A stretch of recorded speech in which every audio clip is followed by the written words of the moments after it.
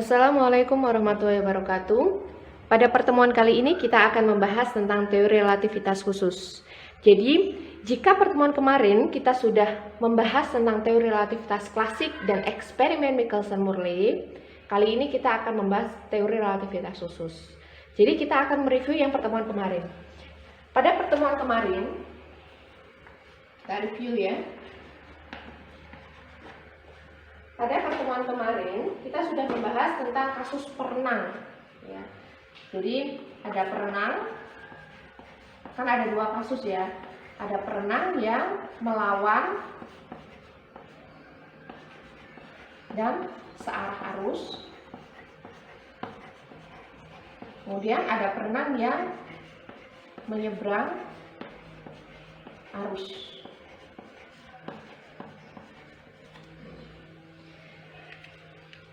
Ketika perenang itu melawan arus, maka kecepatan perenang itu akan berkurang. Kan berat ya kalau misalnya kita berenang melawan arus, berarti kecepatan kita itu akan berkurang. Tapi ketika perenang ini berenang searah dengan arah arus, maka kecepatannya akan meningkat. Jadi kesimpulan di sini, kecepatan perenang itu bisa berubah-ubah. Ya, berubah-ubah tergantung arah arus.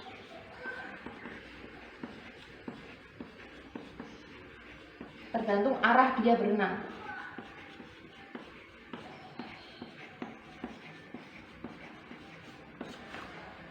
Nah, apabila kasus perenang ini kita analogikan dengan kasus eksperimen Michelson-Morley, di mana perenang itu kita analogikan sebagai sumber cahaya monokromatik, misalnya laser gitu ya. Jadi kalau misalnya kasus perenang ini kita analogikan dengan eksperimen Michelson-Morley, di mana perenang ini kita ganti dengan cahaya, kemudian arus sungai itu kita ganti dengan ether. Jadi ini kan kasusnya perenang itu dia berenang di sungai ya, searah dengan arus sungai dan berlawanan arah dengan arus sungai. Kalau misalnya kasusnya kita ganti menjadi cahaya, ini bergerak relatif terhadap arus ether ya. Jadi cahaya ini dia berenang di lautan ether gitu. Nah, pada kasus eksperimen Michelson-Morley, satu sumber cahaya dilewatkan pada beam splitter atau kaca pemecah, itu kan sebagian ada yang diteruskan dan sebagian ada yang dibelokkan. Kemudian digabungkan menjadi satu. Ketika dipadu-padankan menjadi satu, muncullah pola interferensi. Nah, ketika cahaya ini melawan dan searah arus ether, jadi kan ada sumber cahaya, ya.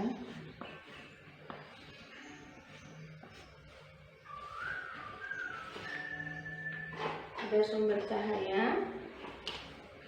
Ini sumber cahaya, sebagian itu diteruskan, sebagian lagi dipantulkan, kemudian dipadu-padankan, kemudian di sini muncul pola interferensi, gitu kan? Jadi kalau semisal arah arus ethernya itu ke arah sana, maka arah yang ini, ya, yang ini itu berarti kasus perenang yang melawan dan searah dengan arus. Kemudian kalau yang ini berarti ini kasus untuk perenang yang menyeberangi arus ya. Jadi cahaya ketika melawan dan searah dengan arus ether, dan cahaya yang menyeberangi arus ether. Kalau kita pakai teori relativitas klasik, berarti cahaya ketika dia melawan arus ether, maka kecepatan cahaya ini akan berkurang.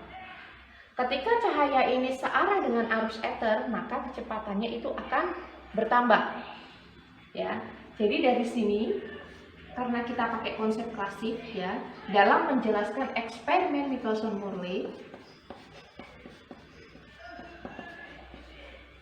ya, dalam menjelaskan eksperimen Michelson-Morley,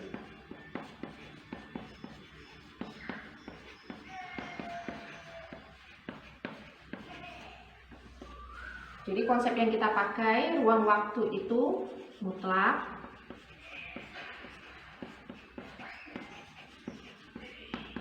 Kemudian kecepatan cahaya itu ya, kecepatan cahaya itu bisa berubah-ubah, atau kecepatan cahaya itu tidak mutlak.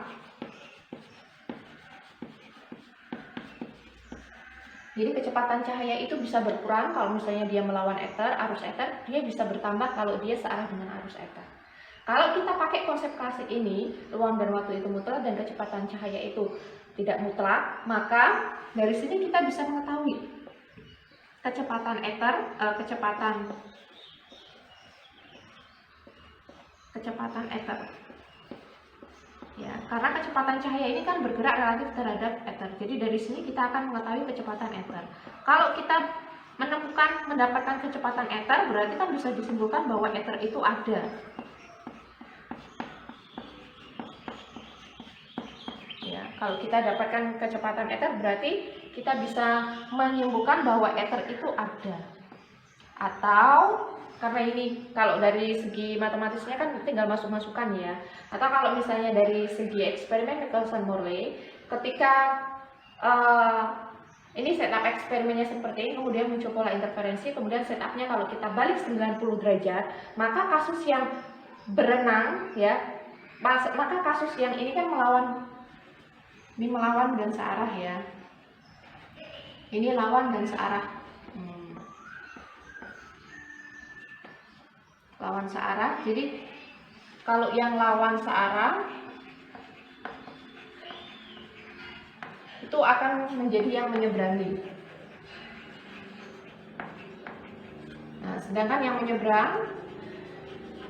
menyeberangi arus ether itu dia akan menjadi lawan searah.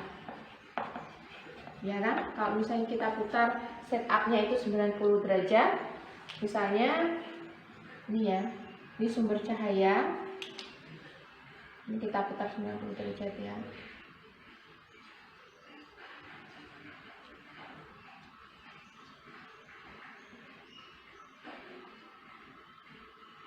Sumber cahaya ada yang diteruskan, kemudian ada yang dipantulkan ya. Ini kan ke sini.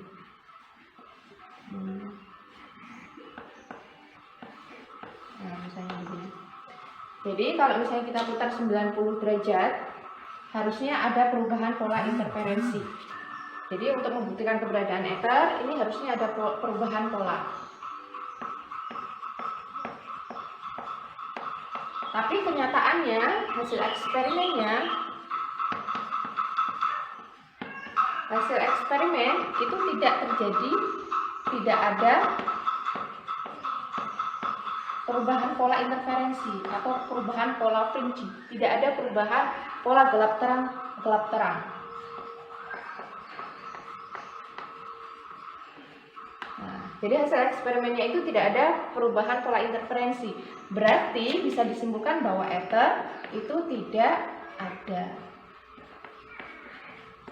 Nah, kalau semisal ether itu tidak ada, ini kan berarti kan berdampak pada konsep klasik yang kita pakai. Kalau kita pakai konsep klasik, itu kan harusnya ether itu ada. Ternyata kesimpulannya tidak ada pola interferensi dan tidak ada ether. Berarti konsep klasik yang kita pakai untuk menjelaskan eksperimen Michelson-Morley itu mengalami kegagalan, ya. Jadi konsep klasik atau teori relativitas klasik itu tidak bisa menjelaskan hasil eksperimen Michelson-Morley. Jadi teori relativitas klasik ya tidak dapat menjelaskan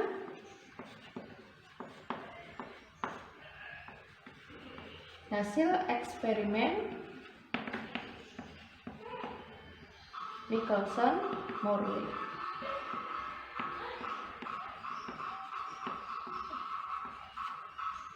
Jadi kan ini kita dihadapkan pada beberapa pilihan. Yang pertama, apakah eksperimennya yang salah? Teori relativitas klasik itu benar. Kemudian yang kedua, jadi kan ini kan ada hasil eksperimen dan ada teori. Ini kan yang jadi permasalahan, ini hasil eksperimen tidak sesuai dengan teori. Berarti kan ada beberapa kemungkinan. Kemungkinannya adalah yang pertama, hasil eksperimennya itu benar, tapi teorinya yang salah. Ya, kemudian kemungkinan yang kedua, hasil eksperimennya itu sebenarnya salah dan teori klasiknya yang benar, atau kemungkinan yang ketiga, ya semuanya itu sama-sama salah. Kalau sama-sama benar itu kan susah, kalau sama-sama salah itu mungkin. Jadi dari hasil ini ada beberapa kemungkinan, oh mungkin hasil eksperimen Michelson-Morley yang salah, tapi dan teori klasiknya itu yang benar. Atau ini hasil eksperimennya yang benar, tapi teori klasiknya itu yang salah. Maksud salah di sini dan benar itu maksudnya masih berlaku dan tidak berlaku ya. Jadi bukan berarti sudah tidak bisa dipakai lagi, itu tidak.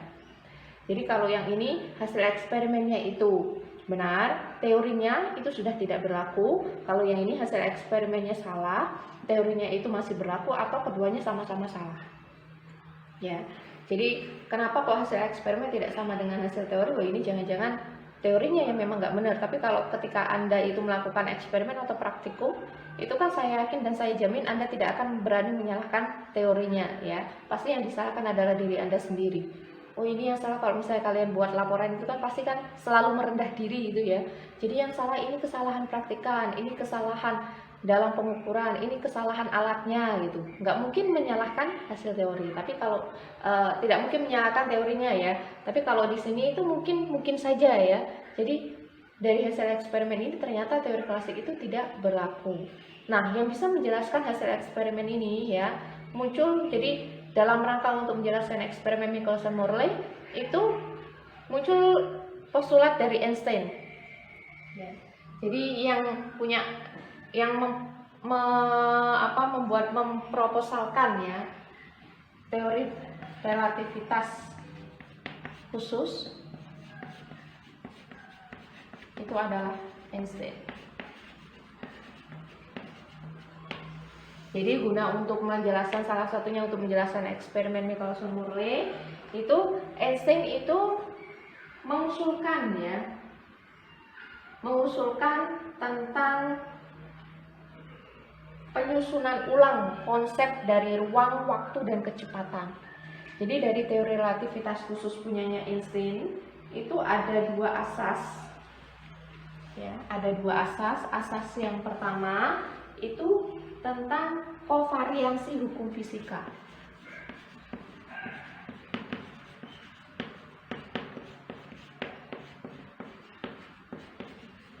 Dan yang kedua itu invariansi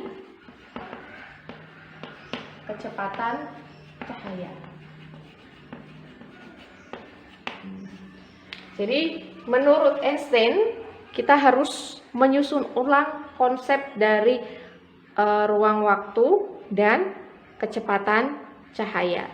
Jadi dari teori relativitas khusus Einstein, asas yang pertama itu tentang kovariansi hukum fisika.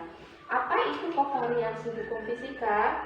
Jadi makna dari kovariansi itu begini, hukum-hukum fisika itu akan tetap sama pernyataannya atau bentuknya dalam semua sistem kerangka acuan inersia.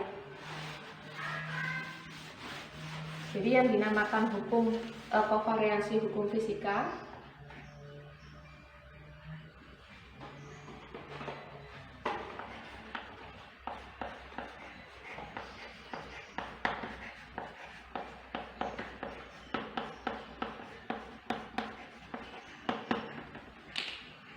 hukum-hukum fisika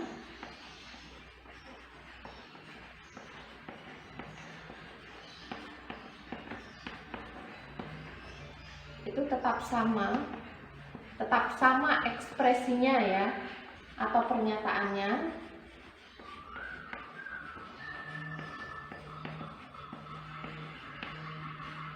dalam semua sistem kerangka acuan inersia. Masih ingat kan apa itu sistem kerangka acuan inersia atau sistem lembang ya, sistem kerangka acuan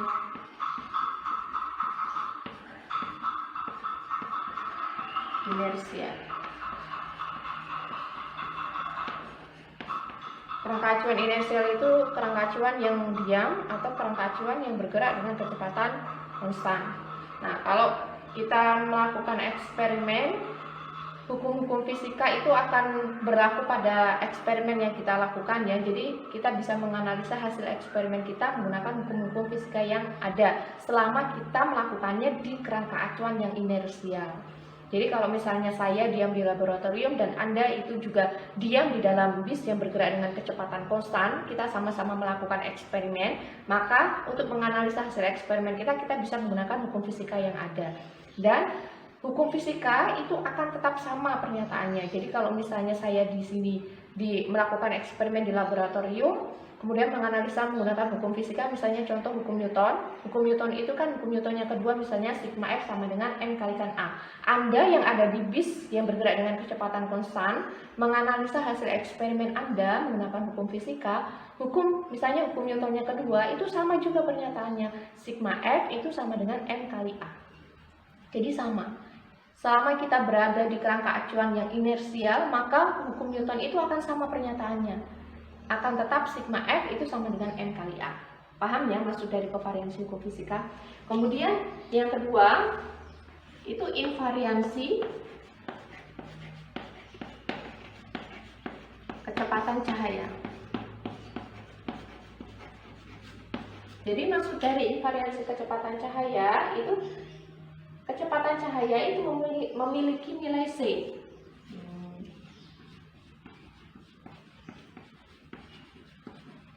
Kecepatan cahaya itu memiliki nilai C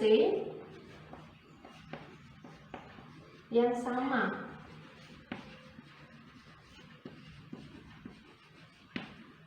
untuk semua kerangka acuan.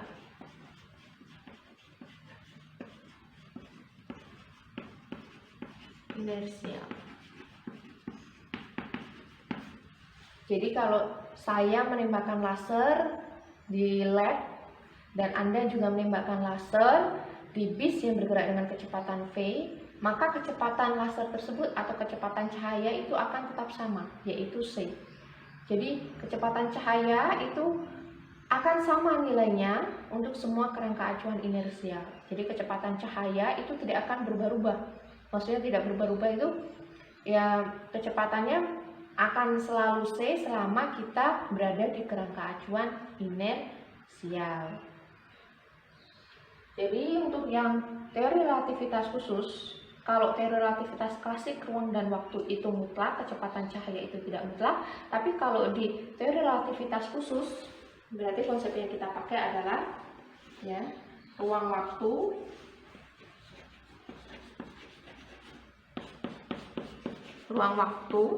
itu tidak mutlak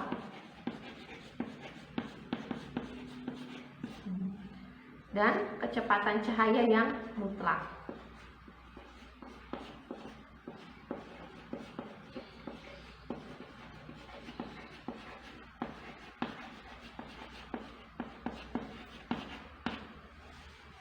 Jadi ruang dan waktu itu tidak sama untuk semua pengamat, tetapi untuk kecepatan cahaya itu nilainya sama untuk semua pengamat. Ya, jadi sudah terlihat ya perbedaan antara teori relativitas klasik dan teori relativitas khusus. Untuk eksperimen Michelson-Morley, jadi kan ini kayak penyusunan ulang konsep tentang ruang dan waktu dan kecepatan cahaya. Jadi dengan menggunakan konsep seperti ini bisa menjelaskan hasil eksperimen Michelson-Morley. Ya, karena kalau misalnya cahaya itu mau dia menyeberangi atau mau dia melawan atau searah dengan arus ether, itu kecepatannya ya tetap C. Jadi kan ketika cahaya itu tadi entah diteruskan atau dibelokkan, kecepatannya akan tetap C. Karena ether itu nggak ada ya. Jadi cahaya itu ya tidak menyeberangi, tidak melawan, tidak searah. Ya dia gerak-gerak saja, tidak ada yang dia seberangi. Jadi cahaya itu tidak berenang di lautan ether, karena lautan ethernya nggak ada. Jadi mau cahaya itu dia diteruskan ataupun dibelokkan, dia kecepatannya akan tetap sama, yaitu C. Jadi hasil eksperimen Michelson-Morley itu menunjukkan bahwa ether itu tidak ada. Meskipun eksperimen Michelson-Morley itu awalnya digunakan untuk membuktikan keberadaan ether, kalau di sekarang ini eksperimen Michelson-Morley itu digunakan untuk mencari tahu panjang gelombang sumber.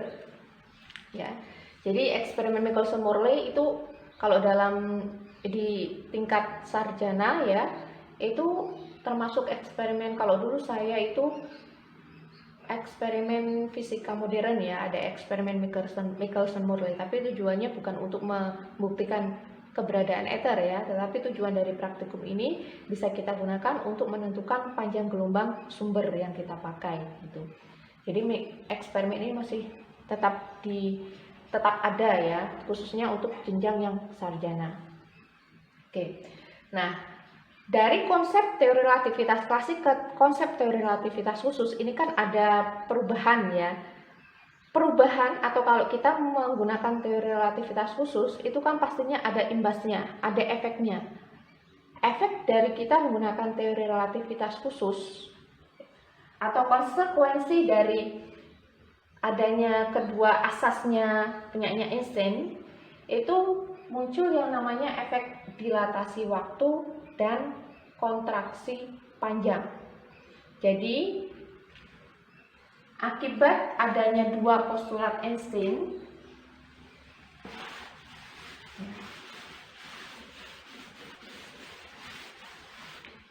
jadi akibat dari postulat Einstein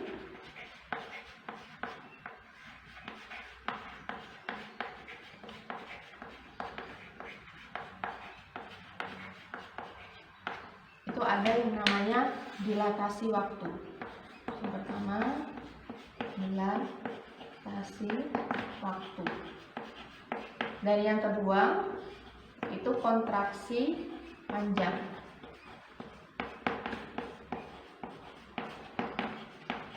Apa itu dilatasi waktu dan apa itu kontraksi panjang? Mungkin Anda yang pernah melihat film misalnya Flash gitu ya.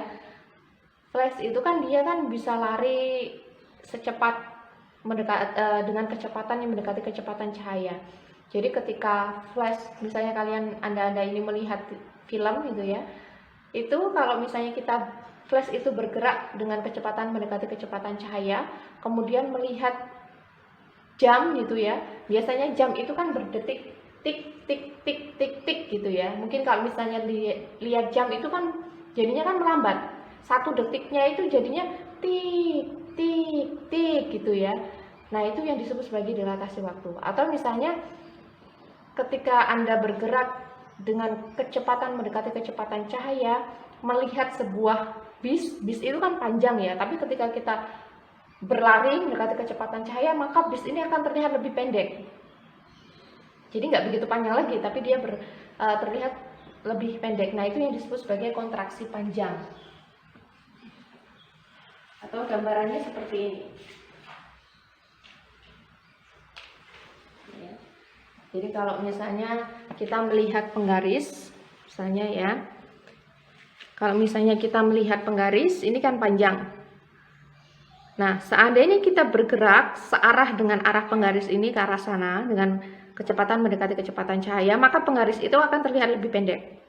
Atau misalnya kita melihat kotak ya, misalnya sebuah kubus, kita bergerak searah ke arah sana, maka kubusnya itu akan terlihat lebih menyempit seperti ini, kayak balok seperti ini. Atau misalnya bola rugby gitu ya, kalau kita bergerak ke arah sana, maka bolanya itu dia akan kayak menyusut ya, lebih pendek. Nah, atau misalnya kita lihat buku itu misalnya kan panjangnya seperti ini ya, kalau kita bergerak searah sana, maka dia akan kelihatannya akan seperti ini.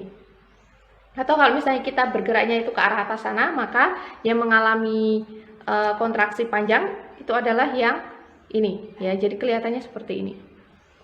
Nah, jadi atau misalnya Anda itu melihat bumi itu kan sebenarnya ellipsoid ya, bumi ya, tapi kita dekati dia bentuknya itu bola, seperti bola. Kalau misalnya kita bergerak ke arah sana, maka kita akan melihat bumi itu seperti ini, lonjong seperti ini. Atau kalau misalnya kita bergerak ke arah sana, maka bumi itu lonjongnya begini.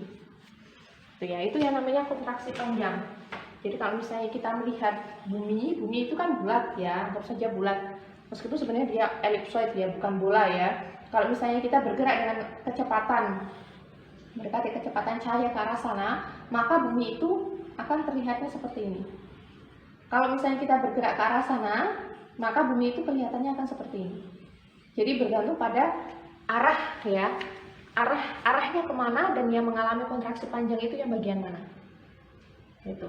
Jadi akibat dari dua postulat Einstein itu muncul yang namanya dilatasi waktu. Jadi dilatasi waktu itu seakan-akan bukan seakan-akan ya, terjadi perlambatan waktu.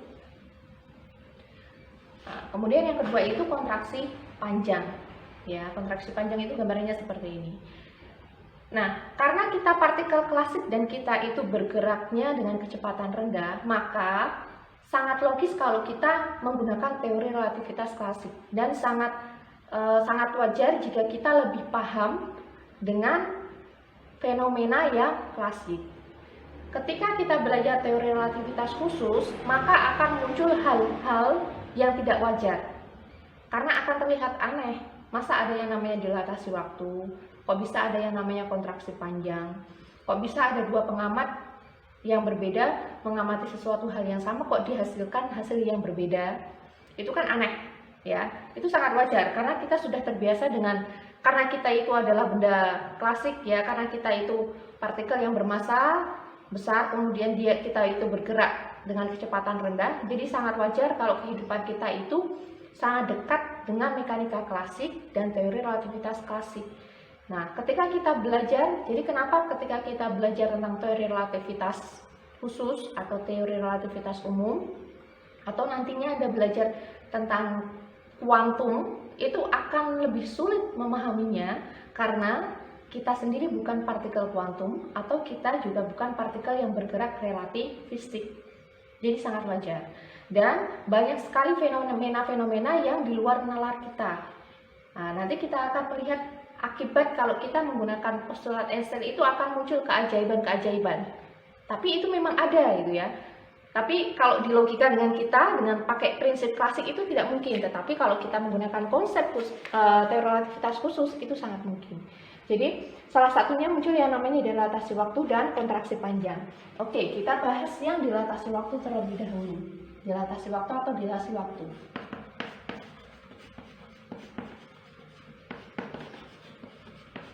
Atau penguluran waktu ya. Kita akan meninjau ya, kita tinjau ada dua pengamat O dan O aksen. Jadi ada pengamat O, dia diam, kemudian dia menembakkan laser ya, sumber cahaya sejauh L ke cermin. Jadi ada pengamat O dan O aksen yang bergerak dengan kecepatan U ke arah sini. Jadi misalkan saya menembakkan laser ke arah sana ya, ke arah cermin. Kemudian di belakang saya itu ada O aksen. Nah, O aksen dia bergerak ke arah sini, U, tegak lurus terhadap arah sumber cahaya. Jadi ceritanya O ini menembakkan laser ke cermin, kemudian lasernya itu dipantulkan lagi ke O. Ada dua pengamat, yang satu O dia diam, yang satunya lagi O aksen dia bergerak dengan kecepatan konstan U. O aksen dan O itu mengamati satu peristiwa, ya, mengamati peristiwa atau event atau kejadian yang sama. Yang namanya peristiwa, event, kejadian yang sama itu kan berada di waktu yang sama ya, bersamaan ya. Nah, apa yang mereka amati? Yang mereka amati adalah laser yang ditembakkan tadi. Laser yang ditembakkan ke cermin kemudian dipantulkan lagi ke O. Nah, yang mereka amati adalah berapa waktu yang dibutuhkan oleh laser yang ketika setelah ditembakkan O ke cermin kemudian kembali lagi ke O. Jadi waktu yang dibutuhkan laser untuk sampai lagi ke O itu berapa lama? Jadi misalnya ketika ke arah sana ya, sumbernya itu ditembakkan ke cermin, itu kan membutuhkan waktu sebesar delta T. ketika dipantulkan dari cermin ke O itu juga memerlukan waktu sebesar delta T. Jadi yang ditanyakan adalah berapa lama ya, atau waktu yang dibutuhkan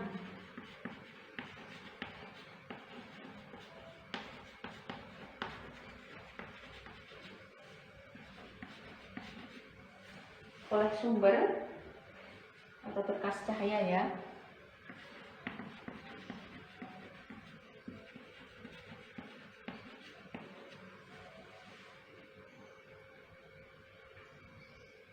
Berapa waktu yang dibutuhkan oleh berkas cahaya untuk sampai kembali lagi ke O.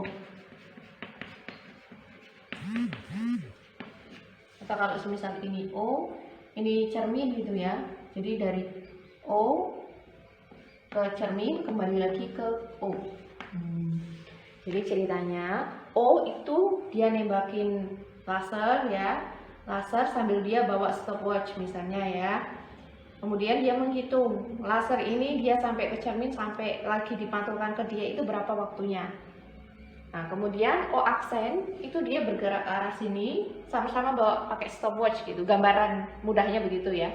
Sama-sama pakai stopwatch, ngamatin apa berkas cahaya yang sudah ditembakkan oleh O, kemudian dipantulkan lagi ke arah O lagi ya, dipantulkan oleh cermin kembali lagi ke O.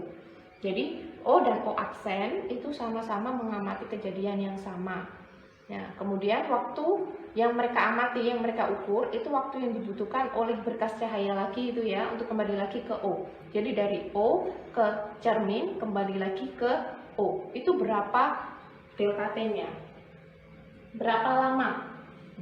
Kalau misalnya dari kesini itu adalah delta T, berarti dari sini ke sini adalah 2 delta T. Ini menurut O ya. Jadi menurut O yang diukur adalah 2 delta T itu berapa? Nah, kira-kira menurut Anda hasil pengamatan dari O dan O aksen itu sama tidak? Ya. Waktu yang dibutuhkan oleh cahaya dari O ke C kembali lagi ke O, hasil yang diperoleh oleh O dan O aksen itu sama atau tidak?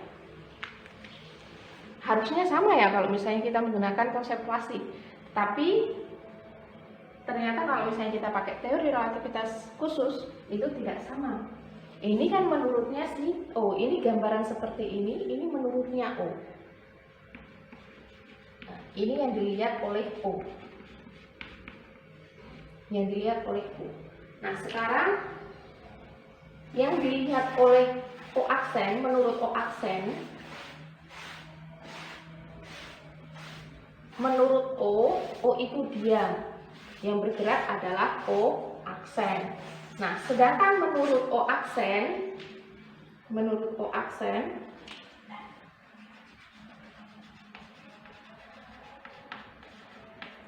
itu diam. Yang bergerak adalah O. Ya. Jadi ini menurut O. Nah, menurut O aksen itu diam. Enggak kok, saya itu diam kok. Menurut O aksen itu diam. Yang bergerak adalah O. Jadi kalau misalnya O aksen menurut O itu diam, yang bergerak adalah O aksen. O aksen bergerak ke arah sana. Tetapi menurut O aksen enggak, saya itu diam, yang bergerak adalah O. O itu bergerak berarti ke arah sana, ya. Ini menurut O. Menurut O dia diam. Dan O itu menembakkan berkas sambil bergerak, ya. Dia menembakkan berkas ke arah cermin, ya. Kemudian ketika dipantulkan, O itu berada di sini. Karena dia bergerak. Jadi O itu dia bergerak dengan kecepatan minus U, ya. Jadi menurut O aksen itu diam. Nah, yang bergerak itu O. Jadi O itu menurut O aksen, O itu dia sambil memancarkan sumber ya, sambil menembakkan sumber sambil bergerak. Jadi dia nembakin sumber sambil bergerak. Jadi ketika sumbernya itu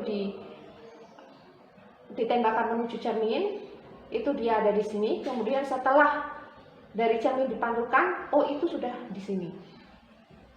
Jadi analoginya, menurut misalnya Anda duduk di dalam mobil yang bergerak melihat pepohonan di pinggir jalan.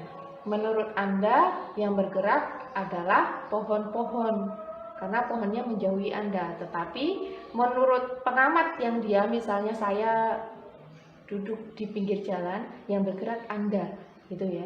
Jadi menurut saya yang bergerak adalah Anda dan mobil Anda, tapi menurut Anda yang bergerak adalah pohon-pohon termasuk saya ya, bergerak menjauhi Anda. Nah, itulah analoginya ya.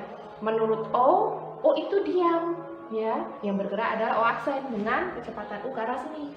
Tetapi menurut O aksen yang bergerak itu adalah O, saya itu diam.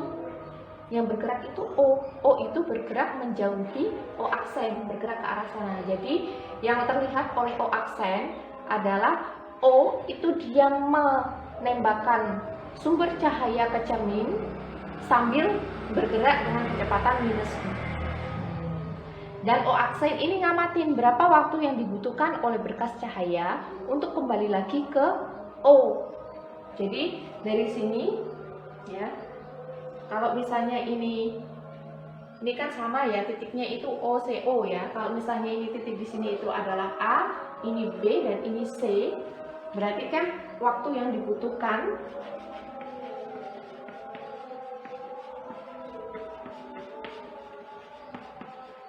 oleh sumber cahaya dari A, C kembali ke B. Jadi dari A, C, B itu berapa? Kalau misalnya dari A itu ke sini itu adalah delta T aksen.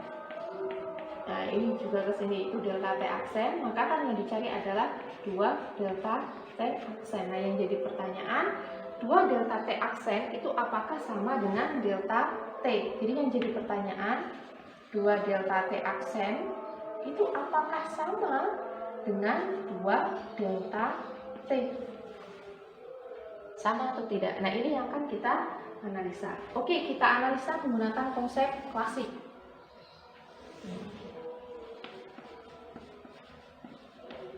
Dan kita analisa menggunakan konsep teori relativitas khusus. Jadi kejadian ini atau peristiwa ini bisa kita analisa menggunakan teori relativitas klasik dan teori relativitas khusus. Menurut O, cahaya ya, menurut O, kalau kita tinjau menggunakan teori relativitas klasik, menurut O ya, kita pakai yang ini ya. Cahaya itu bergerak sepanjang L selama delta T itu dengan kecepatan C. Jadi menurut O, kecepatan cahaya ya yang bergerak sepanjang L, yang bergerak sejauh L selama delta T itu adalah C. Jadi kecepatan cahaya. Jadi C itu sama dengan L per delta T. Jadi menurut O, kecepatan cahaya ya, kecepatan cahaya. Jadi kecepatan cahaya ketika dia bergerak sejauh L selama delta T itu adalah C. Ya, sehingga dari sini C itu sama dengan L per delta T. Ini menurut O. Berarti menurut O aksen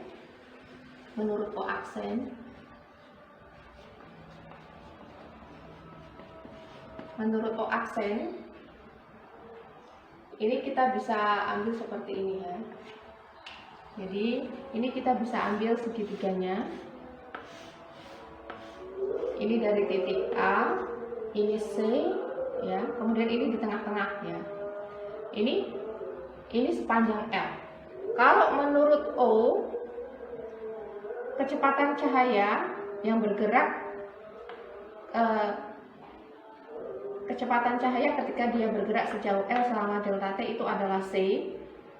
Maka kecepatan cahaya menurut O aksen yang bergerak dari A ke C itu adalah akar C kuadrat plus U kuadrat. Jadi kecepatan ke arah sana itu kan U minus U ya. Kemudian kecepatan ke arah sana itu adalah C. Jelas ya?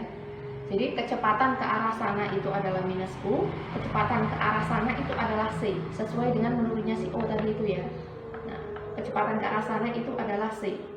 Maka kecepatan dari A ke C kita bisa pakai menggunakan teorema Pythagoras, berarti C kuadrat plus U kuadrat.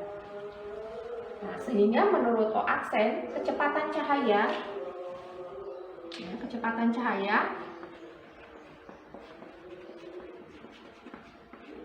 dari A ke C, kalau saya tulis di sini aja ya. Kalau kita pakai konsep klasik menurut O dan O aksen. Nah, kalau menurut O aksen, maka kecepatan cahaya dari A ke C itu adalah akar U kuadrat plus C kuadrat. Jadi kecepatan cahaya itu lebih besar. Menurut O itu kecepatan cahaya adalah C, menurut O aksen kecepatan cahaya itu adalah U aksen plus C kuadrat. Jelas ya kalau kita pakai konsep klasik.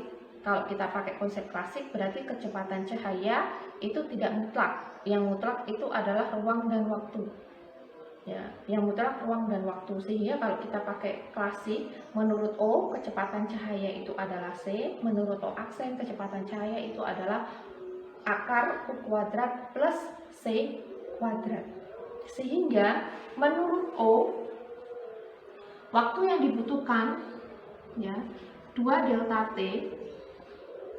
waktu yang dibutuhkan oleh sumber cahaya dari O kembali lagi ke O itu adalah apa berarti? Kalau dari sini itu kan berarti delta T itu sama dengan L per C, berarti 2L per C. Sedangkan menurut O aksen, delta T aksen itu berarti sama dengan, jadi kan C itu sama dengan, kecepatan cahaya itu sama dengan U kuadrat plus C kuadrat, berarti delta T aksen itu sama dengan 2L per 2 akar U kuadrat plus C kuadrat. Ini menurut teori relativitas klasik. Jadi kalau kita pakai menggunakan teori relativitas klasik. Nah, kalau kita menggunakan analisa teori relativitas khusus, ya, kalau kita pakai teori relativitas khusus, kemudian kita tinjau menurut U, menurut O, dan menurut O aksen.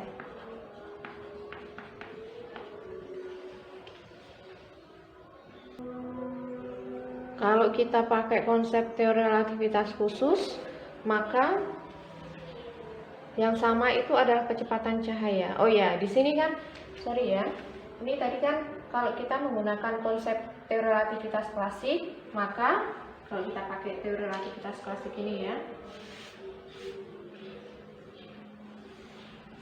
maka delta T itu sama dengan delta T aksen ya. Jadi kalau kita menggunakan teori relativitas klasik, maka delta T itu sama dengan delta T aksen. Jadi hasil pengamatan menurut O dan O aksen, waktu yang dibutuhkan oleh sumber cahaya dari ditembakkan sampai kembali lagi ke O itu sama. Jadi menurut O itu kecepatan cahaya itu tadi C ya. Jadi delta T-nya itu sama dengan 2L per C. Kemudian menurut O aksen kecepatan cahaya itu adalah C kuadrat plus U kuadrat ya. Dan jarak yang ditempuh oleh kecepatan cahaya itu bukan L lagi ya. Kalau L itu kan di sini. Kalau L itu kan di sini. Sehingga kalau yang di sini ini L, ini U ya. Jadi yang ada di sini itu adalah panjang dari A ke C itu berarti L kuadrat plus U dikalikan delta T aksen kuadrat. Jadi delta T aksen ini bukan 2L ya, tetapi jarak dari A ke C itu kan berarti 2 akar L kuadrat plus U delta T aksen kuadrat. Jadi delta T aksen di sini itu sama dengan 2 L kuadrat plus U delta T aksen kuadrat dibagi dengan 2 dibagi dengan akar, kok ini 2 nih, akar U kuadrat plus C kuadrat. Nah, kemudian dari sini ini 2 ya, 2 delta T aksen itu sama dengan 2 akar L kuadrat plus U delta T aksen kuadrat dibagi dengan kecepatan cahayanya U kuadrat plus C kuadrat. Dan hasil akhirnya adalah delta T itu sama dengan delta T aksen. Hasilnya kalau misal dibagi ini, hasilnya adalah delta T itu sama dengan delta T aksen. Ini kalau kita meninjau kasus ini dari segi teori relativitas klasik. Jadi menurut teori relativitas klasik, untuk kasus yang kita tinjau, itu waktu yang dibutuhkan oleh cahaya yang ditembakkan oleh O kembali lagi ke O itu sama menurut pengamat O dan menurut pengamat O aksen. Tetapi kalau misalnya kita meninjau kasus ini menggunakan teori relativitas khusus, di mana delta T itu tidak sama dengan delta T aksen. Nah, yang sama itu kan adalah kecepatan cahaya. Maka delta T itu tidak sama dengan delta T aksen. Sehingga jadi delta T dan delta T aksen itu harus berbeda ya. Sehingga hubungan antara delta T dan delta T aksen ini yang akan kita cari. Caranya dengan mengambil kedua pengukuran yang sama. Jadi caranya, kalau ini menurut O kecepatan cahaya itu adalah U kuadrat plus C kuadrat, maka menurut O yang ada di sini, jadi perbedaannya ya, kalau secara klasik menurut O kecepatan cahaya C, menurut O aksen kecepatan cahaya adalah U kuadrat plus C kuadrat. Nah, berarti di sini menurut O kecepatan cahaya itu adalah C, dan menurut O aksen kecepatan cahaya itu juga C. Beda kan? Ya. Beda konsepnya kan? Ini C, di sini adalah U akar U kuadrat plus C kuadrat kalau kita pakai klasik, kalau kita pakai khusus. Menurut O itu adalah C, menurut O aksen juga adalah C. Yang berbeda adalah delta T dan delta T aksen. Jadi kalau menurut O kecepatan cahaya adalah C, maka C itu sama dengan ya, C itu sama dengan L per delta T ya. C itu sama dengan L per delta T, atau L itu sama dengan C delta T. Menurut O aksen itu berarti C itu sama dengan ya. Jadi menurut O aksen ini kan harusnya kan C. Menurut O aksen delta T aksen, kalau kita pakai rumus ini ya, ini delta T aksen itu sama dengan jarak yang ditempuh oleh sumber itu kan 2 akar L kuadrat plus U delta T aksen kuadrat dibagi dengan kecepatan cahayanya berapa? C. Ya, terlihat perbedaannya ya. Kalau di sini kecepatan cahayanya U kuadrat plus C kuadrat, kalau di sini kecepatan cahayanya adalah C. Sehingga kalau ini kita pindah ruas, kita akan punya persamaan C delta T aksen itu sama dengan 2 akar L kuadrat plus U delta T aksen kuadrat. Ingat ya, kita mau mencari hubungan antara delta T dan delta T aksen. Kalau kita substitusikan L itu sama dengan C delta T, di sini kita ganti. Kalau kita ganti, jadi C delta T, kita tulis sini ya, C delta T aksen itu sama dengan 2 akar L-nya kita ganti dengan ini, C delta T kuadrat ditambah dengan U delta T aksen kuadrat. Jadi L-nya kita ganti dengan ini. Ya. Untuk menghilangkan akarnya, itu kita bisa coret-coret. Ini ada duanya ya, saya lupa. Nah, ini ya, dua.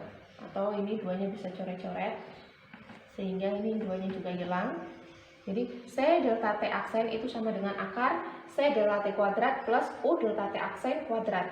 Nah, untuk memudahkan, untuk menghilangkan akar, kedua ruas kita kuadratkan. Berarti di sini kita punya C delta T aksen kuadrat itu sama dengan C delta T kuadrat ditambah U delta T aksen kuadrat. Yang delta T aksen kita kelompokkan jadi satu. Berarti di sini kita punya C delta T aksen kuadrat dikurangi dengan U delta T aksen kuadrat sama dengan C delta T kuadrat. Ini bisa juga kita tuliskan delta T aksen kuadrat. Kita keluarkan delta T aksennya C kuadrat min U kuadrat sama dengan C delta C kuadrat delta T kuadrat. Sehingga kita punya delta T aksen kuadrat itu sama dengan C kuadrat delta T kuadrat per C kuadrat min U kuadrat. Kalau yang menyebutnya C-nya itu kita keluarkan. Jadi kita punya C kuadrat delta T dibagi dengan C kuadrat 1 min U kuadrat per C kuadrat. C kuadratnya kita coret-coret sehingga kita punya relasi delta T aksen kuadrat itu akan sama dengan delta T kuadrat dibagi dengan 1 min U kuadrat per C kuadrat. Atau kalau semisal kita akarkan, kita akan punya relasi yaitu delta T aksen itu akan sama dengan delta T dibagi dengan akar 1 min U kuadrat per C kuadrat. Nah, inilah hubungan antara delta T aksen dan delta T. Jadi, menurut pengamat O dan O aksen, waktu yang dibutuhkan oleh sumber cahaya tadi ketika ditembakkan dari O ke cermin kembali lagi ke O, itu waktunya tidak sama. Menurut O, waktu yang dibutuhkan adalah 2 delta T.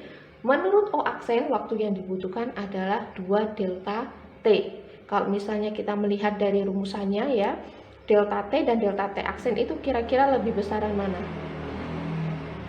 Lebih besaran yang delta T ya. Jadi delta T aksen itu sama dengan delta T dibagi dengan akar 1 min U kuadrat per C kuadrat. Jadi waktu itu tidak sama untuk semua pengamat. Kemudian ini yang disebut sebagai pemuluran waktu.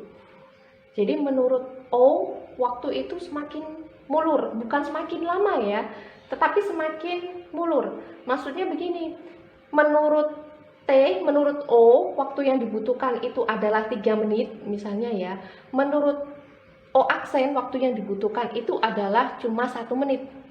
Waktunya mulur, bukan telat. Kalau misalnya kita kuliah maksudnya itu jam 7 misalnya, kita baru masuk jam 7 lebih 10, itu kan namanya kan telat. Biasanya kan kita, oh ini kuliahnya molor, waktunya molor, oh artinya ini waktunya kita telat. Enggak, yang dimaksud pemuluran waktu di sini itu ya seperti yang kita bahas tadi ya. Kalau misalnya kita melihat jam berdetik, 1 detik itu kan cepat, tik tik tik tik tik.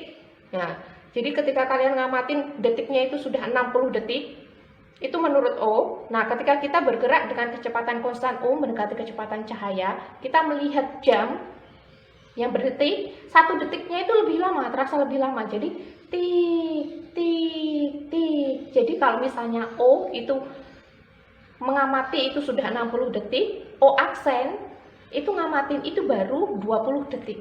Itu yang disebut sebagai pemuluran waktu. Ingat ya, pemuluran waktu itu bukan waktunya yang molor.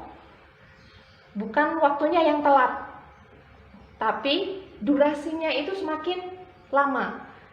Jadi misalnya satu detik itu adalah tik tik tik tik tik tik kalau menurut O itu ya. Tapi kalau menurut O aksen yang bergerak dengan kecepatan konstan, satu detik itu lama. Jadi tik tik tik gitu. Jadi kalau menurut O waktu yang dibutuhkan cahaya dari dirinya ketika ditembakkan, kemudian dipantulkan lagi ke dirinya sendiri, ke dirinya lagi, itu waktu yang dibutuhkan misalnya 5 menit. Itu menurut si O. Tetapi menurut si O aksen itu tidak 5 menit, tetapi 3 menit. Kalau misalnya kita pakai bahasa sehari-hari itu kan berarti, loh Bu, ini berarti kan waktunya nggak mulur itu. Malah waktunya lebih sedikit, karena kalau 5 dibandingkan dengan 3 itu kan lebih kecilan 3. Masa yang O aksen itu waktunya 3 menit dan O itu 5 menit kok disebut waktunya molor? Jadi sekali lagi saya tekankan, pemuluran waktu atau dilatasi waktu di sini itu bukan berarti waktunya telat. Tetapi durasinya itu 1 detiknya itu semakin lama. Menurut O yang diam 1 detik itu tik tik tik tik, tapi menurut O aksen yang bergerak dengan kecepatan konstan O mendekati kecepatan cahaya 1 detik itu lama. Tik tik tik. Jadi menurut pastinya kan lebih cepat, lebih ini ya, kalau misalnya dari angkanya itu lebih besar yang punyanya O daripada O aksen. Ini yang disebut sebagai pemuluran waktu. Jadi kalau misalnya kita naik bis gitu ya. Jadi kalau kita naik bis, ini kalau misalnya analogi klasiknya ya. Misalnya kita naik bis dari Trans Semarang ya, dari kampus 1 mau ke Simpang 5, waktu yang dibutuhkan misalnya sekitar 20 menit. Dengan kecepatan bis misalnya kecepatannya ya sekitar 60 km per jam misalnya begitu. Itu kalau misalnya waktu yang dibutuhkan oleh bis yang bergerak dengan kecepatan 60 km per jam itu cuma 20 menit. Tapi kalau misalnya Anda bergerak dengan kecepatan mendekati kecepatan cahaya, waktu yang dibutuhkan ya dari kampus 1 ke Simpang 5 itu nggak 20 menit, paling cuma 2 menit. Nah itu, jadi waktunya semakin mulur. Waktunya semakin mulur itu 1 detik itu semakin terasanya itu semakin lama. Ya mungkin ini cara bergeraknya para wali itu ya. Kalau misalnya kita refleksikan ke nilai Unity of Sciences, ke nilai keagamaannya itu ya. Jadi mungkin saja kalau misalnya proses Isra Mi'raj gitu ya, ketika Nabi Muhammad naik buraq itu kan dari cahaya ya. Jadi kan berarti Nabi Muhammad itu bergerak dengan kecepatan cahaya dari Masjidil Haram ke Masjidil Aqsa. Kemudian dari Masjidil Aqsa ke Sidratul Muntaha itu hanya dalam 1 malam. Kok bisa? Ya bisa. Karena di sini juga ada yang namanya efek dilatasi waktu. Jadi waktu menurut Nabi Muhammad yang menaiki buraq dengan waktu kita yang diam dalam keadaan tidur itu ya beda. 1 detik ya segini. Tapi kalau 1 detiknya kita, 1 jamnya kita mungkin menurut Rasulullah itu baru ketika bergerak itu belum ada 1 jam, itu baru 1 menit. Nah itu seperti itu ya. Jadi ini bisa menjelaskan peristiwa Isra Mi'raj. Jadi kalau misalnya ada benda ya bergerak dengan kecepatan mendekati kecepatan cahaya, itu akan mengalami efek yang namanya dilatasi waktu atau pemuluran waktu. 1 jam menurut pengamat yang diam, baru 1 menit menurut pengamat yang bergerak dengan kecepatan mendekati kecepatan cahaya. Jadi wajar-wajar saja kalau misalnya dalam 1 malam ya Nabi Muhammad bisa melakukan perjalanan dari Masjidil Haram ke Masjidil Aqsa kemudian ke Sidratul Muntaha, itu sangat mungkin kalau kita menggunakan teori relativitas khusus. Tapi kalau misalnya kita menggunakan teori relativitas klasik itu tidak akan pernah mungkin. Itu ya. Jadi teori relativitas klasik itu masih tetap berlaku, tetapi khusus untuk kecepatan rendah. Kalau misalnya benda yang kita tinjau itu sudah bergerak dengan kecepatan mendekati kecepatan cahaya, ya, atau sumber yang kita tinjau itu berupa gelombang elektromagnetik, karena kan gelombang elektromagnetik itu bergerak dengan kecepatan cahaya, maka kita tidak lagi menggunakan teori relativitas klasik, tetapi kita menggunakan teori relativitas khusus. Ini untuk yang dilatasi waktu. Jadi, konsekuensi dari 2 postulat Einstein, atau kita menerapkan konsep teori relativitas khusus punyanya Einstein, menurut pengamat O, hasil pengukurannya adalah delta T, dan menurut pengamat O aksen hasil pengukurannya adalah delta T aksen. Relasi antara delta T dan delta T aksen adalah tadi itu ya, delta T aksen itu sama dengan delta T per akar 1 min U kuadrat per C kuadrat. Jadi ini yang dinamakan efek dilatasi waktu.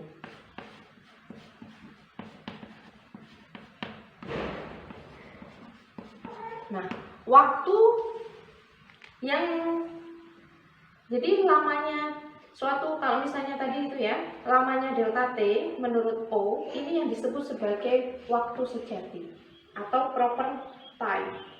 Jadi ini yang disebut sebagai waktu sejati atau proper time.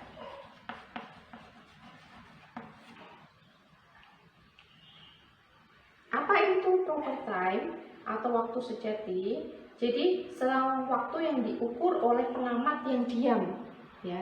Jadi yang dimaksud dengan waktu sejati atau proper time itu selang waktu yang diukur oleh pengamat yang diam terhadap peristiwa yang ditinjau. Itu yang disebut sebagai waktu sejati. Nah, kemudian efek yang kedua adalah kontraksi panjang. Ya, kontraksi panjang.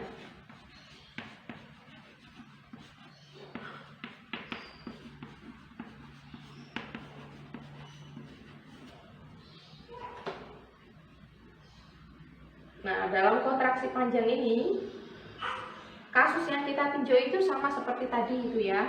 Misalnya menurut O itu dia menembakkan sumber cahaya ke cermin sejauh L ini ya, jarak dari O ke cermin itu adalah sejauh L. Kemudian dipantukan lagi ke O. Nah, kemudian ada O aksen yang bergerak ke arah sana, searah dengan berkas yang ditembakkan dengan kecepatan U. Nah, kalau tadi itu selang waktu yang dibutuhkan oleh cahaya dari O kembali lagi ke O, yang diamati oleh O dan O aksen gitu ya. Jadi kalau yang tadi ketika kita meninjau dilatasi waktu, O dan O aksen itu mengamati peristiwa yang sama, yaitu berkas yang ditembakkan dari O kembali lagi ke O. Nah, waktu yang dibutuhkan itu berapa? Itu yang dibandingkan. Nah, sekarang untuk yang kontraksi panjang, itu O dan O aksen itu mengamati hal yang sama, yaitu berkas cahaya yang ditembakkan menuju ke cermin sejauh L, kemudian kembali lagi ke O. Nah, sekarang yang mereka amati, yang mereka ukur itu adalah jarak dari berkas cahaya tadi. Menurut O, berkas cahaya yang tadi ditembakkan itu dia menempuh jarak sebesar sejauh L, kemudian kembali lagi sejauh L, berarti kan 2L. Jarak yang ditempuh oleh si berkas cahaya tadi. Nah, sekarang ada O aksen yang bergerak dengan kecepatan U ke arah sana. Dia ngamatin kira-kira jarak yang ditempuh oleh berkas cahaya dari O kembali lagi ke O itu berapa ya? Kalau menurut O ini kan 2L ya. Nah, menurutnya si O aksen itu dia 2L aksen. Kalau kita pakai teori relativitas klasik, pastinya L itu sama dengan L aksen. Tetapi kalau kita menggunakan teori relativitas khusus, nanti bisa Anda jabarkan sendiri ya, bisa Anda otak-atik sendiri. L itu tidak sama dengan delta L. Jadi delta L itu sama dengan L akar 1 min U kuadrat per C kuadrat. Ya, ini yang disebut sebagai kontraksi panjang. Jadi menurut O panjang itu adalah L, menurut O aksen panjangnya adalah L aksen. Nah, L ini yang disebut sebagai kontraksi panjang atau penyusutan panjang ya. Ini yang disebut sebagai panjang sejati.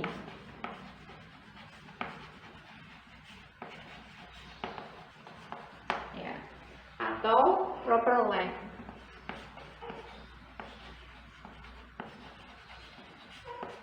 Jadi panjang yang diamati ketika pengamat itu diam terhadap peristiwa yang diamati.